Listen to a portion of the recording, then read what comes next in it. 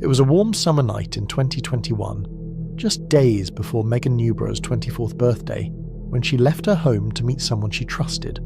She told her mum she was heading out for a quick walk, no makeup, no fancy outfit, just her usual casual self. Her parents didn't think twice about it. Meg was always responsible, and it wasn't unusual for her to go out in the evenings. But when the hours passed, and she still hadn't come home, her family knew something was wrong. Megan, or Meg as her family called her, was the kind of person who radiated kindness. She grew up in a tight-knit family with her parents, her sister Claire, and her brother John. She loved animals, dancing, and her little dog Frank. As an adult, she worked in HR at a brick manufacturing company called Ibstock Bricks, and everyone there knew her as friendly, dependable, and always willing to help. When her sister Claire spoke to police, she explained that Megan had gone out that night to meet a guy she'd been seeing, a 30-year-old co-worker named Ross McCallum. They weren't official yet, but they'd been spending time together and seemed to be hitting it off.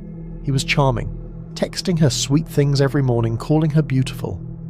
Everything seemed fine, until that Friday night. Police began their search quickly after Megan's parents reported her missing the next day. Using number plate cameras, they spotted her white Citroën C3 driving near home the night before, which gave them a small sense of hope. But Megan still wasn't answering her phone, and no one had heard from her, so officers went to speak with Ross. Ross sounded calm, maybe too calm. He told the police that Megan had come over for about an hour, that they'd gone to McDonald's, and she'd left around 9.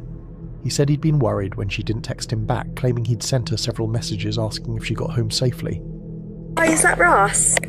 Hi, it is Ross, yeah. Hi Ross, my name's Mia, I'm a police officer with Warwickshire Police. Hello. We've just come to your mum and dad's house. We're just looking for Megan, she's been reported missing. Have you seen her at all? She came on Friday. I've been trying to call her loads. Have you? She came on Friday for about an hour. Yeah. Then she left about 9ish. Okay. I went to McDonald's. Yeah. And then she said she could give me a call or a text when she got home. She never did. She never did? Okay. So you haven't seen her since yesterday about, was it 9:30 you said? 9 o'clock. 9 o'clock. Okay. And where are you at the moment? I'm in Loughborough right now. You're in Loughborough? Okay. What are you up to in Loughborough? Sorry? What are you up to in Loughborough? I'm sort of having a few drinks in Loughborough. Oh yeah. Okay. No worries. But, Are you in a relationship, you and Megan? Yeah, we've been seeing each other. She's HR at work. I work with her. Yeah. We've been seeing each other for about a month, and supposed to go out of the house this weekend. Yeah. Mum and Dad are out. Mum and Dad are out the house. We're supposed to go around, but she never turned up today. I'm supposed to meet at like 12 o'clock. Right. And did she say anything of where she might be going or where she might be? She said she was going to go to... She's like going to McDonald's on my own to get like a vanilla milkshake. Yeah. That's it. But when police visited his home in Colville, what they found inside changed everything. The living room was a mess. Items had been knocked over, and there was a wet stain on the floor that looked recently cleaned. On the walls and skirting boards were smears of what looked like blood. Ross had told his parents he'd spilled coffee, but the police knew better. When they found him later that night, he was out drinking at a pub. Officers arrested him on suspicion of kidnapping, and as they handcuffed him, he quietly confessed. Involvement in the disappearance of Megan Newbury, and as a result I'm arresting you on suspicion of kidnap. So you do not have to say anything. No matter how you defend, you don't mention one question, something which you may later rely on in court. Anything you do say may be given in evidence. So I'm just going to put some handcuffs on you, alright? You can, I'll put these on first.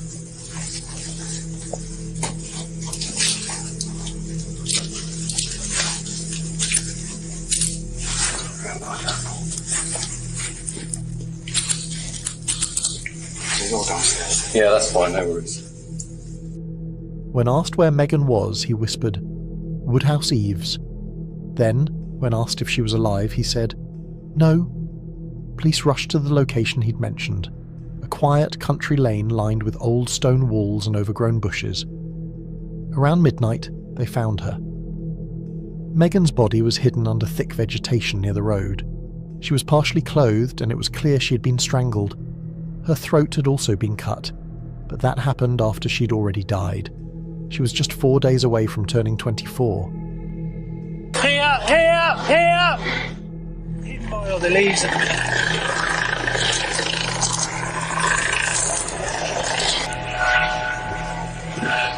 It's Steph, mate. Drive down. Just down here, Sergeant. See her legs. Oh. Looks like she has a lot of time on.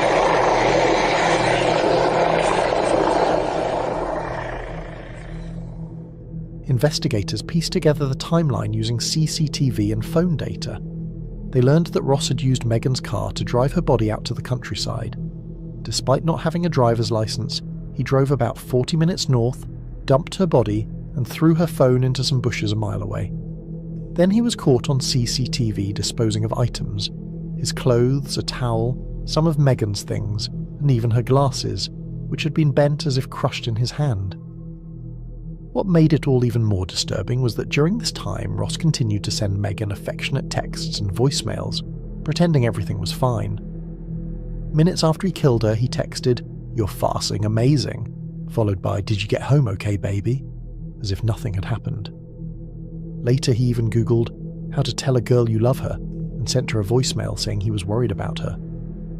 Police found that in the months leading up to the murder, Ross had exchanged thousands of messages with Megan. He'd opened up about his insecurities, including his struggles with impotence, and she had been nothing but kind and supportive. But when things didn't go as he'd hoped that night, he snapped. Prosecutors later argued that he killed her in a fit of rage after being unable to perform sexually, an act of humiliation he couldn't handle. At trial, Ross admitted to killing Megan but claimed it wasn't murder, saying he didn't mean to do it. The jury didn't buy it. After a 6-week trial, it took them less than 90 minutes to convict him of murder. He was sentenced to life in prison, with a minimum of 23 years before he can even apply for release. Megan's family sat through every day of the trial, listening to the lies Ross told and the pain he caused. When the verdict was read, they finally broke down. Which Megan was the glue that held us together. Our lives have been torn apart through this loss.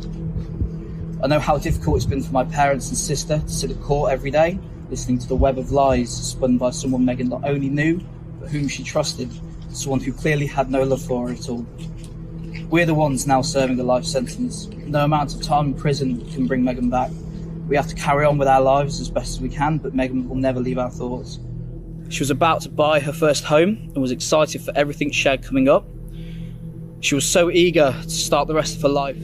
Her father later said that Megan always saw the best in people, even in someone like Ross, who clearly didn't deserve her kindness. She lost her life trying to help someone, he said. In the months after, her loved ones honoured her memory in every way they could. Friends and family organised a 5K run to raise money for the White Ribbon Charity, an organisation that fights violence against women. 50 people ran together, covering a full marathon distance in total, just like Megan had once dreamed of doing.